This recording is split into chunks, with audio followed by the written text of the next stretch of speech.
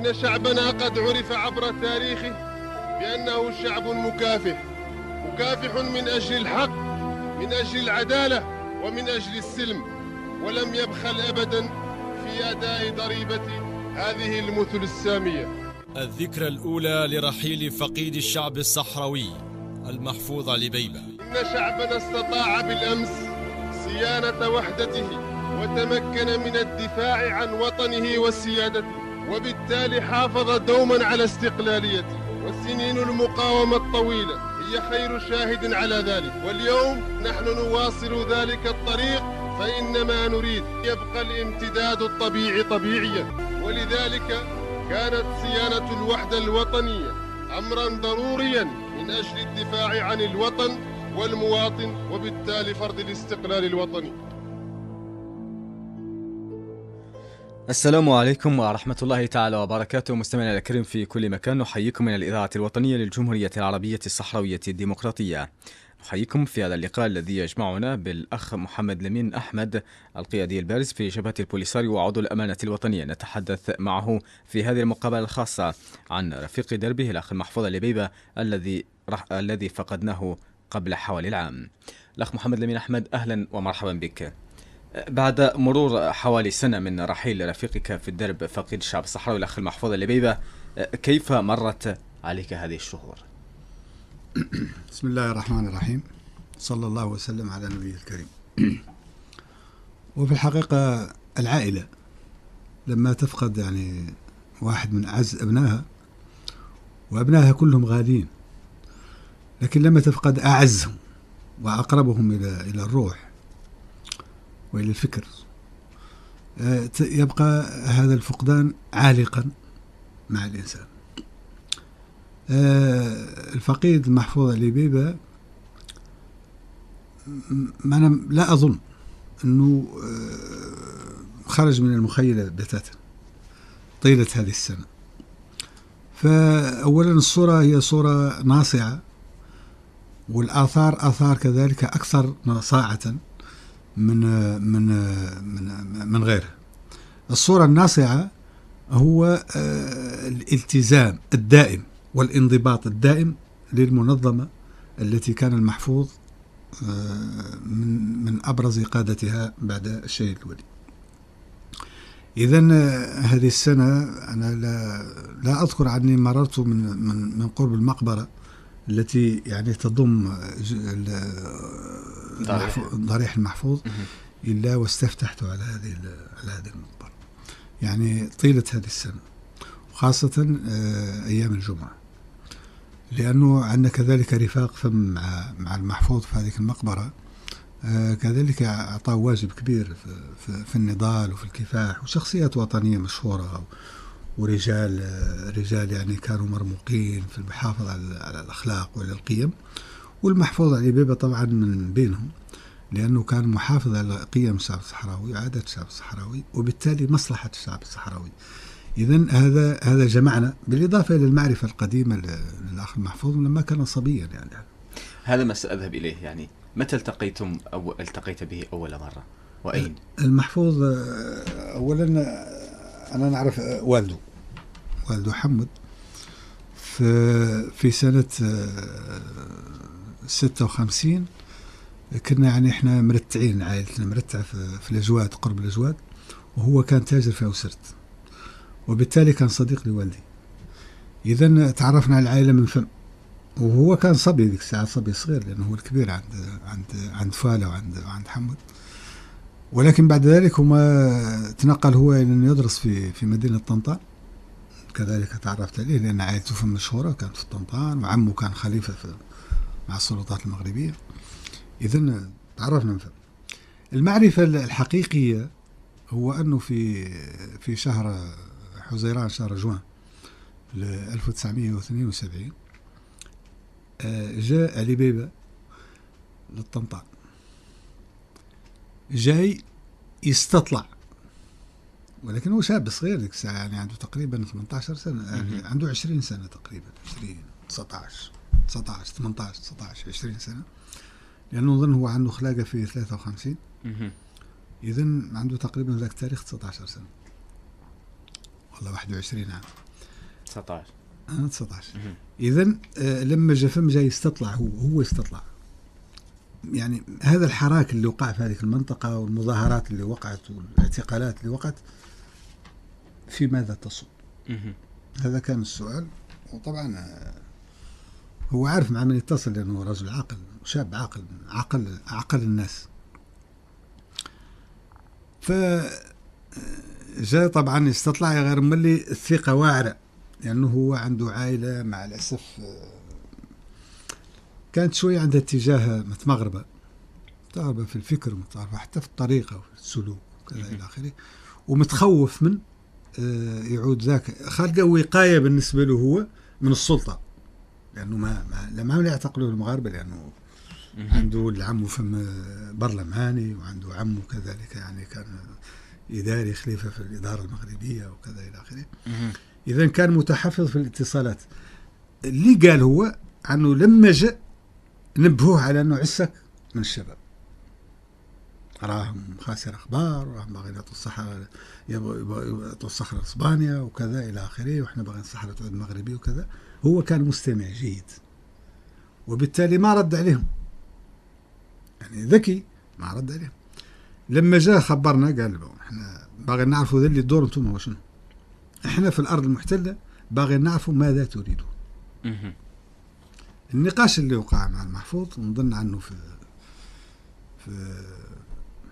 أنا أعرف كان يكون 10 يوم 11 جوان يونيو 1972، هو أنه إحنا لا نريد شيئا، إنما نريد وحدة الصحراوية وكلمة الصحراوية المتحدة، والصحراويين يقروا مصير الصحراء، ولكن إحنا دخلي لا نريد أن تكون هذه الصحراء تابعة للمغرب ولا لدولة أخرى أجنبية كالجزائر وكموريتانيا.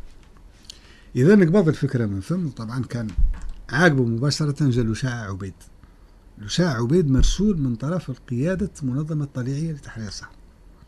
المحفوظ جاي من فكره هو، من استطلاعه هو، لأنه عنده مجموعة يشتغل معها باغي يخبرها بذل دوره اللاجئين الصحراويين في المغرب، ويقول احنا اللاجئين ثاني ما اخبارين فيهم، ما نعرفوهم وكذا الى اخره، غير ما عارفين، لانه اغلبيه اللاجئين لما في 58 59 والستينات يعني تمركزت في جنوب المغرب، في طنطان وقليمين والصاك والمسيد وكذا. اذا من فم عاد هناك علاقات نضاليه، مثلت علاقات يعني العائليه ومعرفه العائله وكذا الى اخره، اذا وعلاقات وطنيه اساسا. ارجع مابطه لانه فوت تقريبا 20 يوم وتقلب شور الصحراء، وبدأ التنسيق معاه، لأنه لما جيت مولي العيون في يوم 19 فبراير 1973 التقيت معاه صدفة في العيون، ودردشنا يعني تكلمنا عن النضال وكيفية التحرير والكفاح المسلح، وعلى في إطار بناء يعني قوة جديدة وكذا، ونوفوا من الحركة الجنينية ومن ذيك اسمه، نشوفوا مع الاتصالات مع قادة المنظمة الطليعية لتحرير الصحراء باش نكونوا يعني جبهة أخرى أو حركة أخرى، وهكذا بدأت النضال. وهو هو مؤسس الفرع الجبهة الشعبية لتحرير الساقة الحمراء والذهب في العيون منذ 10 ماي 1973، وكان يقوده مولي، ونظن مولي عنه فرع الشهيد بسراي والسيدي يحيى. إذا من هنا كانت البدايات. نذهب الآن إلى متى كان آخر لقاء معه، وهل يعني آخر ربما الأشياء التي دارت بينكم في ذلك اللقاء؟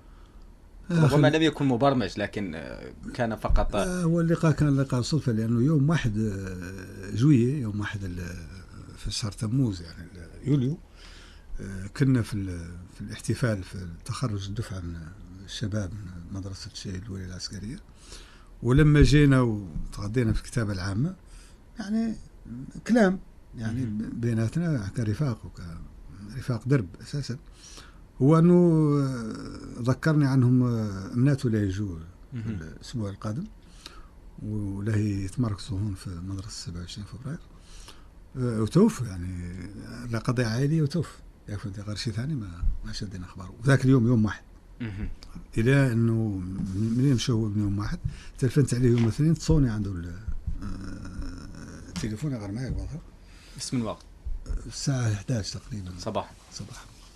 تصوني يا غير ما يقبض. كثيرا قلت أنا لا ربما يعود كدر عليه توف نهار الجمعة ما باغي يقبض التليفون وتوف. يا غير عادة تليفوني أنا لما تجيه لا بد يقبض. شكيت؟ ما شكيت، لا قلت أنا ربما مخليه وتوف ما باغي قاعد يقبض التليفون حد ولا يقبض.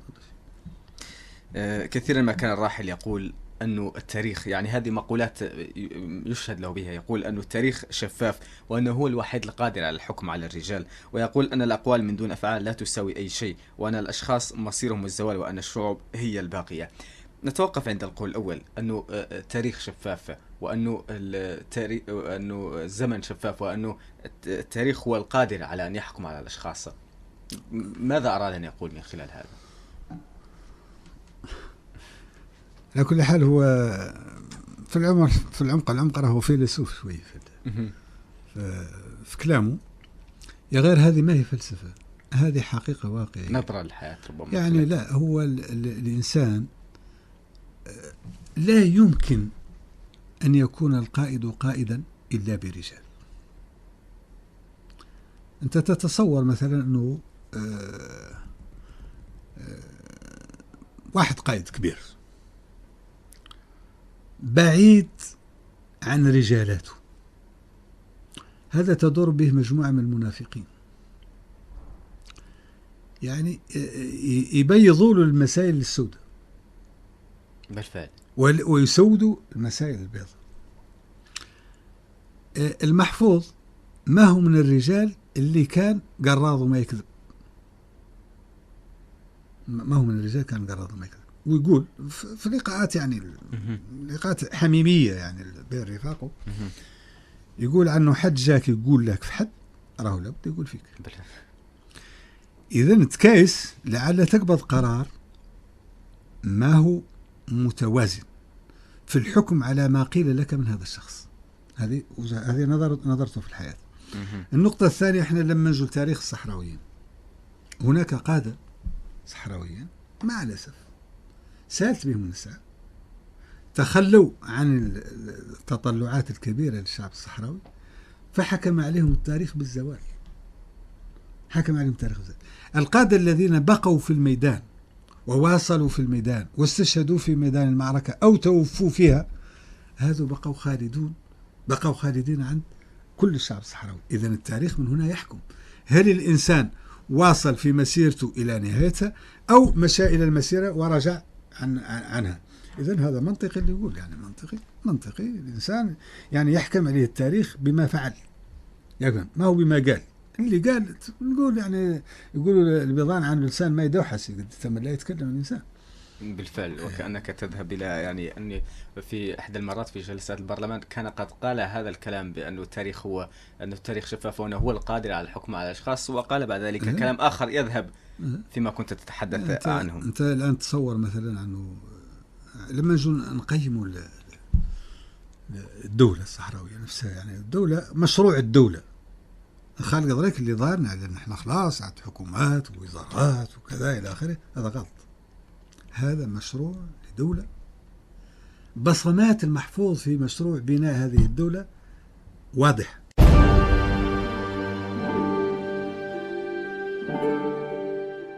المتأخرون عرفوه دبلوماسيا ومشرعا ومفاوضا، والأوائل من المناضلين عهدوه سياسيا محرضا ومؤطرا، والمخضرمون هم أعرف الناس به.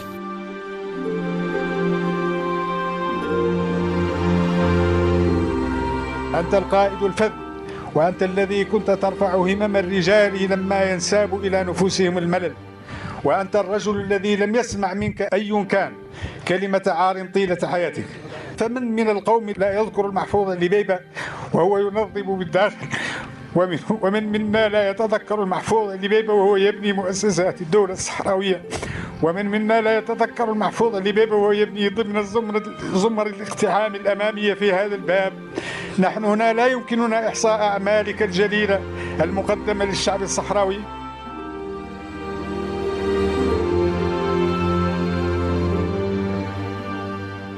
يعني الراحل تقلد عدة مهام ومناصب وزارية، كما أنه كان رئيس الوفد الصحراوي المفاوض منذ 1997. يعني كيف كان عمل الراحل منذ بداية سبعينيات القرن الماضي إلى غاية وفاته في المهام التي تقلد، من بينها أمين عام بالنيابة للجبهة بعد وفاة الشهيد الولي، وزير للداخلية، وزير للإعلام، وزير أول والي ولايتي أوسرد، ثم بعد ذلك أعتقد الداخلة ثم أوسرد، أو العكس، أوسرد ثم الداخلة، وأخيرا رئيس المجلس الوطني. هذا ما كنت ستتحدث عنه بشكل عام. هو لما يعود حد يحكم. أولا المحفوظ من الشباب اللي كان متحمس مع حركة تحرير الصحراء، منظمة طليعية تحرير الصحراء اللي كان يقودها الفقيد سيد محمد بصير. ثم ذا اللي قلت لك عاقب ذاك بدأ يواصل بطرق وبأخرى عملية النضال الشعب الصحراوي. إذن من 69 وهو يعني في معمعة النضال والكفاح من أجل يعني تحرير الصحراء. المهام اللي تقلد المحفوظ تحكم على ذاك الكلام اللي كنا نقوله قبيل، هو أنه أولا المحفوظ كان من عقب يعني انتخابه عضو لجنة تنفيذية في المؤتمر الثاني، ولم يكن حاضرا في المؤتمر الثاني، ولكن الفرع اللي كان في العيون مقترحه أنه يعود عضو لجنة تنفيذية. لما انتخب عضو لجنة تنفيذية وقاد المجموعة اللي نفذت العملية الفدائية في 20 أكتوبر 1974، التنظيم يعني أعطى الأمر بأن المحفوظ خاصه يتنقل من فم باش ما يعود عضو لجنة تنفيذية معتقل، لأنه هذا يشفي العدو، رغم أنهم النصارى ما كانوا عارفين قبال عن المحفوظ أو عضو لجنة تنفيذية، لأنه كانت سرية كبيرة ذاك التاريخ. لما جاء كان من بين يعني المدافعين المستميتين عن قضية الوحدة الوطنية، عنه هذا عزل باش نعزلوا احنا والشيب، ولا نعزلوا هذه الناس، ولا نقولوا عنهم رجعيين ولا كذا، هذا ما هو في مصلحته. هو قاد مع الشهيد الولي المفاوضات اللي وقعت مع البونس، مع الاتحاد الوطني الصحراوي في نواكشوط اللي كان يقودها الولي والمحفوظ معه، والمحضر نظن عنه مازال موجود، اللي كان بيت خط يد المحفوظ للبحث عن إجماع وطني. احنا عارفين عنه حزب البونس هو من تأسيس الفيغوري، هو من تأسيس الحكام الإسبانيين، وهو على أنهم يعني ماشيين على الطريقة اللي جابت فرنسا ديك الساعة في موريتان وكذا إلى آخره، ويحاولوا من ذاك غير هما ما هم عارفين عنه المختار والدداه ما هو خلينا ودر الرشيد مثلا. إذن هو كان من متحمسين لأنه نفتح حوار مع كل التيارات الموجودة، عملها قاع استعمارية، احنا قاعد نخسر ما خسرنا شيء، مقاتليننا عندنا وناسنا عندنا وافكارنا عندنا، ايه غير نفتحوا معهم الى ظهر لهم هذا الطريق اللي ماشي فيه زي راهم ينضموا علينا، ما ظهر لهم اللي نعودوا بعد مسؤوليتنا وفينا. هذا هو وجهة نظر المحفوظ، هذا راهو كلامه ما هو كلامي انا، كلامه هو. وهذا كان مستوعبه للشهيد الولي بشكل جيد وشبيه معه نواكشوط، وكان مولي يحضروا باش يعود يقود لانه الشهيد الولي متمرس ما هو كي حد ثاني. إذا كانت هذه. عقب ذاك كانت كذلك مسألة الوحدة الوطنية، لما انطرحت الوحدة الوطنية في اللجنة التنفيذية باقتراح من المحفوظ، يعني قال الولي الله يرحمه، قال طيب هذه فكرة جيدة، وإحنا فتنا ناقشنا مع البونس وارسلنا له نسوا رسائل لأصحاب الجمعية العامة والشيوخ وكذا إلى آخره باش كلها نحملوه مسؤوليته، كيف قال الأخ المحفوظ وكذا إلى آخره. إذا انطلقنا في هذا الجانب. إذا المحفوظ كان من يعني الطلائع الأولى اللي كانت تدافع عن الوحدة الوطنية. هذه بعد عقب ذاك المحفوظ هو اللي دار تصريحاته المشهورة للتلفزة الإسبانية لما جات باش تبحث عن أنطونيو مارتين وعن جماعة الأسرى الإسبانيين وكذا إلى آخره، وهو كان تقريبا الناطق الرسمي باسم الجبهة في هذاك المشروع اللي ذاك، ونظن عنه التسجيل كذلك ما زال موجود. عاقب ذاك المحفوظ حاول باش ينظم الإدارة الوطنية، لأنه الاستعمار لما يمرق على الأقل يخلي إدارة، يخلي نوع من الإدارة وكذا إلى آخره. أشرف على البطاقة الوطنية في الإدارة الوطنية السابقة للجمهورية العربية الصحراوية الديمقراطية، هو اللي داير مشروعها، وهو اللي حاول ينظم الإدارة في ذاك التاريخ، رغم أنه الصحراويين صعبين الميراث في الحقيقة، واعر باش تمشي السلطة والسلطة صحراوية، والفوا يعني نوع من السلطات الأجنبية وكذا يتعاملوا معه. يا غير ملي كان تقبل كبير من طرف المواطنين الصحراويين في التعامل مع هذه الإدارة الوطنية الصحراوية. عقب ذاك لما جاء إعلان الجمهورية وتأسس يعني والله شكلت أول حكومة صحراوية، واللي نعلن عنها وأعلنتها الإذاعة الوطنية يوم 4 مارس 1975. واللي سابق ذاك كانت اللجنة التنفيذية متفقة على أنه يمشي وفد لكوناكري وواحد لطرابلس وواحد للجزائر باش يعلنوا عن تأسيس هذه الحكومة اللي أعلنت عنها الإذاعة الوطنية يوم 4 مارس. وهذا مشاو يوم 5 بالفعل. كوناكري أحمد سيكو توري ما يستقبل الوفد، ولكن ليبيا استقبلوه والجزائر استقبلوه، والعلن من هناك يعني عن تأسيس هذه الحكومة. هذه الحكومة كان الهدف منها أساسي هو العمل الخارجي، ما عدا وزارة الداخلية اللي كان يقودها الأخ المحفوظ. وزارة الداخلية والعدل معناها أنه التكامل الإداري بين العدالة والداخلية. إذن المحفوظ خلى بصماته فم، وكثير من الإطارات الآن اللي راهم يمارسوا عملهم اللي يرسلهم باش يتكونوا إداريا المحفوظ يفهم، وتكونوا فرقلة أساسا ذاك التاريخ، وتكونوا مولي في بلادات أخرى اللي أنا ماني باغي نقولها. هذا جانب. لما بدأت الأمور تمشي، وزير الداخلية في الحقيقة كان هو رئيس الوزراء الفعلي، باعتبار أنه رئيس الوزراء في ذاك التاريخ كان مسؤول العلاقات الخارجية، وكانت مهمة الحكومة كاملة مهمة خارجية. من اللي بقى في الميدان معه هما كانوا وكلاء شؤون وزارات، وكيل شؤون وزارة التعليم والصحة والشؤون الاجتماعية اللي هو الشهيد بلا أحمد زين، وعاقبه وزعت ولات وزارة التعليم وحدها وزارة الصحة، وزارة الصحة قبضها للسالك عاقبه هو مباشرة. إذن وعلي محمود بالنسبة للتعليم والتربية. إذن هذا كان تقريبا مشرف على ذا كامل وزارة التجارة اللي كان فيها المرحوم مولاي أحمد البابا. تقريبا هذول اللي كانوا يشتغلوا. الشيء الثاني كامل كان مرقد، يعني كان علاقات خارجية كيف الأخ منصور وكيف محمود أحمد بابا ومحمد سالم السالك والدرويش وذيك المجموعات اللي كانت تشتغل كوزارات، ولكن كانت مهمتها مهمة خارجية من أجل الاعترافات، من أجل تعريف القضية الصحراوية وكذا إلى آخره، ونجح في هذا الجانب. عاقب ذاك الأمين العام بالوكالة، الأمين العام بالوكالة هذا كان في الحقيقة قبل إعلان الجمهورية. لما مشى الولي هو إبراهيم غالي شور مالي مفهم قاسو ليبيا، يعني فهمت. اللجنة التنفيذية اتفقت على أنه الولي يمشي هو إبراهيم غالي، اللي كان إبراهيم غالي عضو المكتب السياسي في ذاك التاريخ، على أساس أنهم يمشوا يستطلعوا مالي والنيجر أساسا. عقبوا ما جروا الفضل باش وصلوا المالي، وعقبوا قاسو ليبيا وفهم جاو ونعلنت الجمهورية.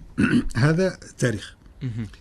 إذن ذا التاريخ اللي يتكلم عنه المحفوظ قبيل سؤاله هو أنه ثبت للمحفوظ عنه ما قبض ميدان إلا ونجح فيه ما أخذ. لما كان وزير الإعلام والوزير الأول وزير الإعلام انهض بالإعلام، وبدل من الإذاعة تكون لها 100 كيل جات الإذاعة ولا يعني آلاف الكيلومترات يشتغل في ذا الجانب. لما كان وزير أول كذلك في الإدارة والتعامل الإداري وكذا إلى آخره، المحفوظ يتعامل إداريا، ما عدا مسألة واحدة: الناس المسنين، الشيوخ الكبار، الشخصيات الوطنية الكبيرة، هذا يستقبلهم في أي مكان. لكن بالنسبة للشباب وتربية الشباب على الإدارة والتعامل الإداري إناثا وذكورا كان التعامل إداري. يا غير لا يمكن أنك تطرح قضية على إدارة المحفوظ إلا وتجبر الجواب عن إدارة المحفوظ. هذا شيء مسلم به. لما كان وزير الصحة انهض بالصحة. لما كان مسؤول العلاقات الخارجية الجبهة يعني بط كل أصقاع العالم من أجل تعريف هذه القضية الصحراوية. يعني المحفوظ يتكلم 3 لغات، يتكلم الإسبانية ويتكلم الفرنسية ويتكلم اللغة العربية. إذن مطلع. النقطة الأخرى ما قد حد يزاد عليه في الإلمام بشؤون الصحراوية، لأن عايش الميدان، ما تم لا عايش في الخارج ولا عايش الميدان. يكون كان لما تكون اللجنة التنفيذية لهي تدير اجتماع في الأرض المحررة ولا عند المقاتلين، أول حد يدافع عن هذه الرواية المحفوظ في اجتماعات اللجنة التنفيذية. إذن هذا هو. إذن كانت لما جاء المجلس الوطني المؤسسة التشريعية قبضت قيمتها الحقيقية لما جاء المحفوظ. ونقول لك كانوا مجموعة من الإطارات اللي في المجلس الوطني ما هم باغين المحفوظ يعود رئيس المجلس الوطني، ولكن لما توفي المحفوظ عرفوا شنو هي قيمة المحفوظ فبكوا على المحفوظ. إذن وهذا هو الرجال، هذا هو التاريخ. التاريخ لما يموت الواحد يخلي الناس تتباكى عليه. ما هي العائلة البسيطة، العائلة القريبة كيه المنات ولا لهل وكذا، لا، يعني كل الشعب الصحراوي يبكي المحفوظ، عرفوا قيمته. وهو قال عنه ما يعرفوا قيمة الإنسان، ما يعرفوا الصحراوي لين يموت. بالفعل.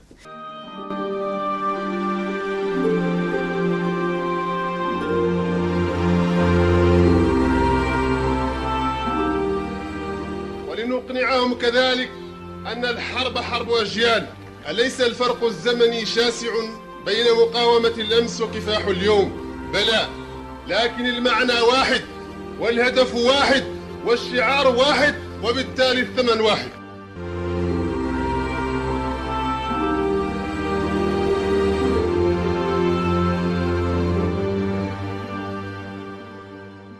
يعني الحديث معك شيق.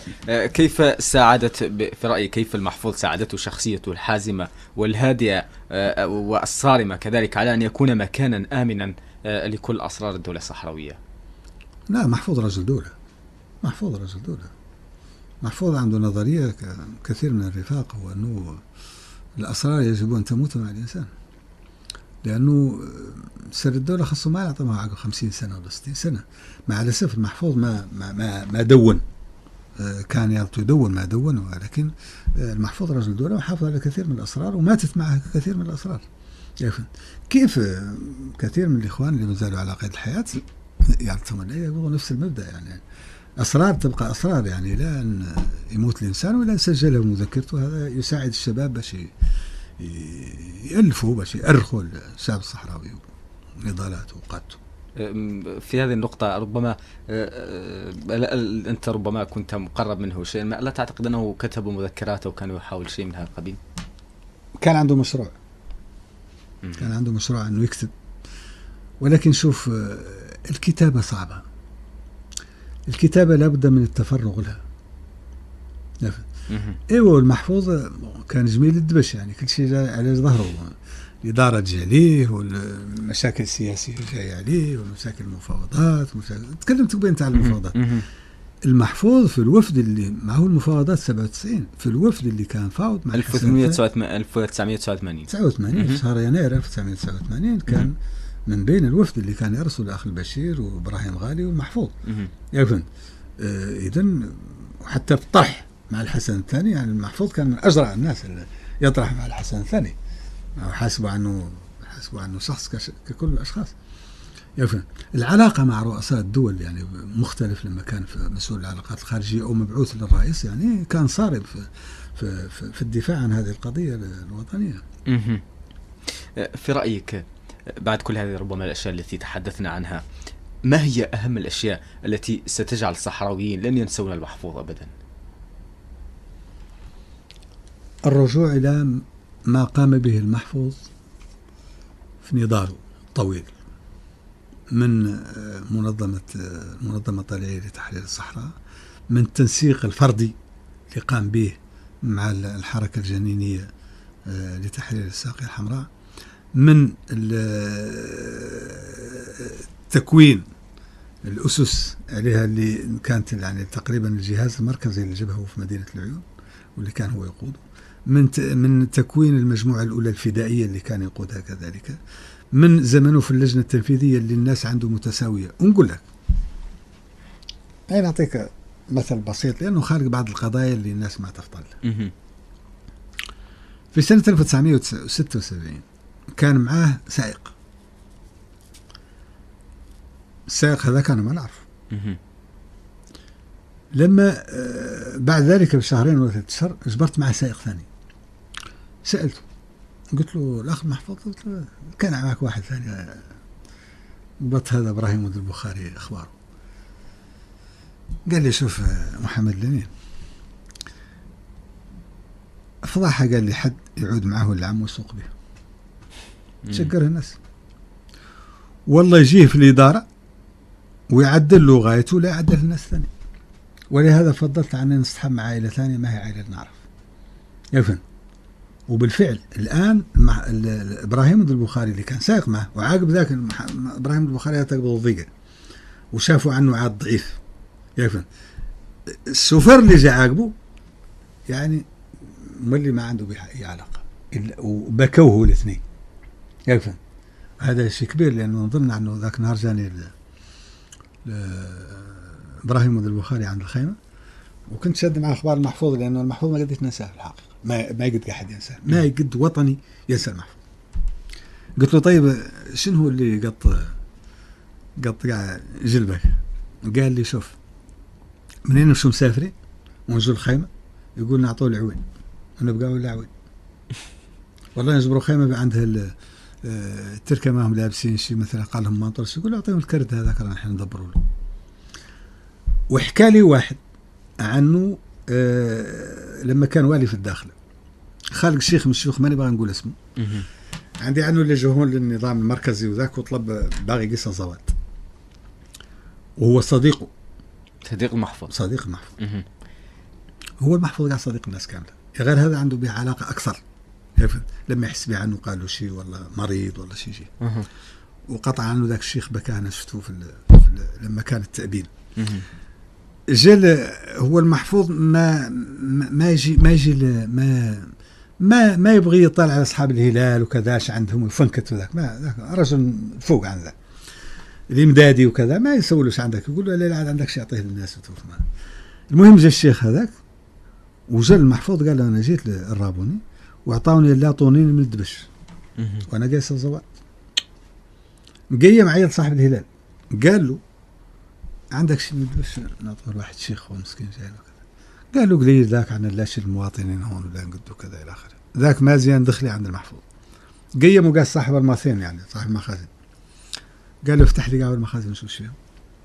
ده هو موجود قال له شوف لا يجيك الكميون الفلاني والشيخ الفلاني كل زقيبة هون دير منها 10 في الكميون ده 10 من السكر و10 من الدقيق و10 من الشعرية و10 من كذا إلين شرط الكميون. منين جاء صاحب الهلال احتج قالوا المواطنين وهذا المواطنين وقال المواطنين قال له شوف هذاك عيال نحن عندنا اللي نجبره نتقاسمه معه يا غير هذا ماشي يمثلنا ما عند مادة ثانية راهي في الصواد وإذا جاب كميون وشرجه وقسمه على الناس لكن قالوا يوجد بالصحراويين إذا أنا خير لك هذا داير لك دعاية عن هذا اللي يديروا مطالب. سكت الثاني ارسل الثاني المحفوظ للهلال المركزي قال لهم أنا رأيي تصرفت وكذا خاصكم تعودون للمواطن وعودوا المواطن. يعني هذا بعض القضايا البسيطة اللي لدي ربما 4 أسئلة أخيرة. أين كنت تفضل 4 أسئلة كاملة بعجالة أين كنت تفضل المكان الذي كنت أن يبقى فيه المحفوظ أن يبقى يشغله يعني في الوزارة أو منصب في جبهة البوليسار وما المكان الذي كنت تفضل أن يكون فيه؟ لا أنا لا لست من هذا النوع من البشر. أنا متيقن على أنه أي مكان كان فيه المحفوظ لا ينجح. شوف هذا هو الأساسي عندي نجاحه وقطعا عنه ما أقبل أي مكان إلا نجح فيه. أمال هذه الدرجات والمراتب وكذا ما لنا على مركوبة. إحنا مازلنا حركة تحرير مازالت أرضنا مستعمرة مازلنا نناضل من أجل يعني نزع هذه الأرض من هذا المحتل ومازلنا يعني بادين كالطفل يعني يحبو من أجل أنه يصل إلى أن يكون يعني يانعا يكون شابا يكون رجلا وكذا إلى آخره مازال. إذن الميدان اللي قبضه المحفوظ أنا مطمئن كنت عنه لا يعود ميدان ناجح. ما الذي كنت تتمنى أن يقوم به المحفوظ قبل رحيله؟ أن يواصل في المؤسسة التشريعية حتى تبنى أكثر. يعني لو كان الإنسان هو الذي يختار قدره بنفسه هل كنت ستلوم المحفوظ على أنه اختار أن يرحل في ذلك اليوم؟ ما دام القدرة الإلهية لا نقاش بالقدرة الإلهية. ولكن يعني نحن نفترض هنا لو كان الإنسان مثال هو الذي يختار ما نقدر أنا ما أقدر. أنا رجل إسلامي رجل مسلم لا يمكن أن يختار الإنسان ولا تدري نفس بأي أرض تموت. ما كان. إذا أراد الله موت إنسان بأرض فلا يموت بأرض السنة. لا إنسان يعرف متى يموت أو نموت. احنا لكننا نتمنى أن يبقى معنا حتى يواصل يعني المسيرة النضالية، ولكن قدرة الله في خلقه هذا. إذن سألقي هذا السؤال الأخير، سأبدله بسؤال آخر. ذكرى جميلة مع الراحل ذكريات جميلة، نختار أجمل ذكرى ربما مع نختم بها هذا الحوار. الحقيقة ذكريات مع محفوظ كلها جميلة. أولا الجلد وقوة الشخصية لما استشهد الولي، امتسينا كاملين، امتس كذلك المحفوظ وسالت له دمعته، ولكن قال طيب الرجال لابد أن يعوضوا برجال آخرين، علينا أن نكون رجال حتى نعوض الولي. هذه من بين المسائل اللي لا تنسى. النقطة الثانية هو أنه خالق الشيخ الله يرحمه من قال البومبي رجل ضحاك، هذه باغي لا المواطنين باش يسمعوها. ولما تزوج المحفوظ في ولاية الداخلة جاب معه زوجته يعني مازالوا في مقتبل العمر، وجدوا الشيخ هذا في حارس من حراس هون في الدخل، ورجل ضحاك يعني هو عارف المحفوظ وهذا المحفوظ ما يعرفه. قال له انتم عندكم تسريح؟ قال له حالا، قال لي فلان وكذا الى اخره. وقال له هذه المرأة؟ قال له هذه زوجتي. قال له قضي هاي كلها زوجتي انا، جيبك اللي جبتها لي. وقام قال محفوظ قال لا قضيته قضيته. هذه حكايه هذه مسكين الله يرحمه. قال لي جواق، من فما عرف البومبي الله يرحمه، البومبي يرحمه انسان جواق يضحك وكذا.